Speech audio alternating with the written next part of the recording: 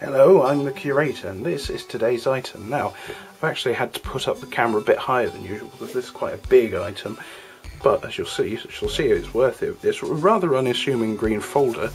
If you look on the side, Railcyclopedia.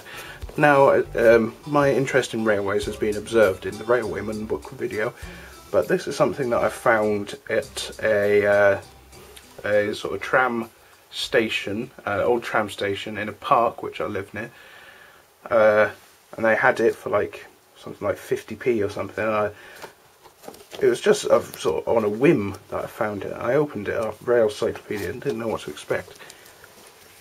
I think it's sort of a collector's thing from the 60s, like it says there, a limited edition of 2000, July 1968.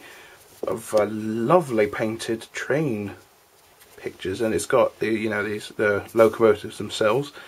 This one drawn by Mr. Edmund Johns.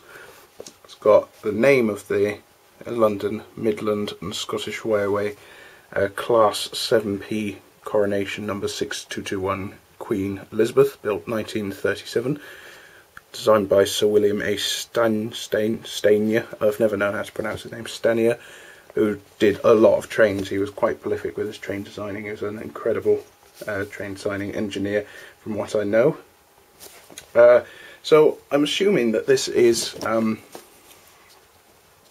sort of similar to one of those like, you know, £1 a month, you know, for the first one, or like £2 a month magazines.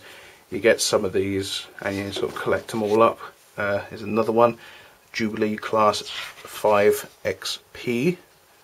Again, this one was a first impression of 3000, number R22, made May 1969, so it's a year after. And it's just got all of these gorgeously made drawings of trains. There's Mallard, a very famous train, very fast, signed by Sir Nigel Gresley, again a very prolific fellow indeed. This one was made in 1966. So I looked it up and I couldn't find anything out about it. I'll probably have another go, and I might find something this time around and do it in an addendum video, but I looked this up and I just could not find out anything about this Railcyclopedia from like 40 plus years ago. And it's a really well built folder. The folder things aren't brilliant, but they never are. The folder clip things that keep the pages in, they were designed by someone who doesn't know how to design things, but the pictures themselves are gorgeous. I mean, even if you don't, you know, you're not big into trains, you have to say these are very pretty pictures. Very, very nice indeed.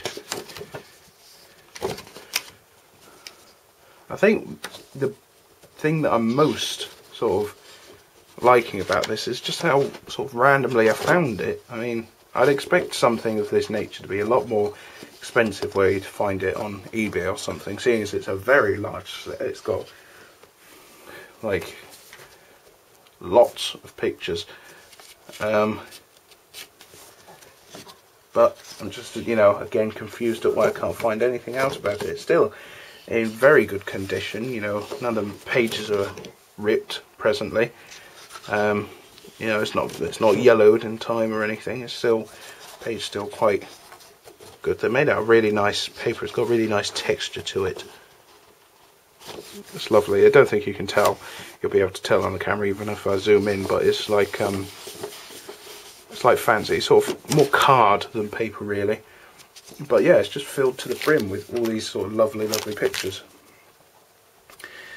I am looking for not just information, but I am looking for more of these pictures, because it'd be nice to, you know, fill it up with all these pictures. I'm sure, you know, I'll be able to find them somewhere. And I live somewhere where there are a lot of sort of railway things, like transport museums and said old tram station, and as the heritage train station that I mentioned a couple of in the Railwayman Books episode.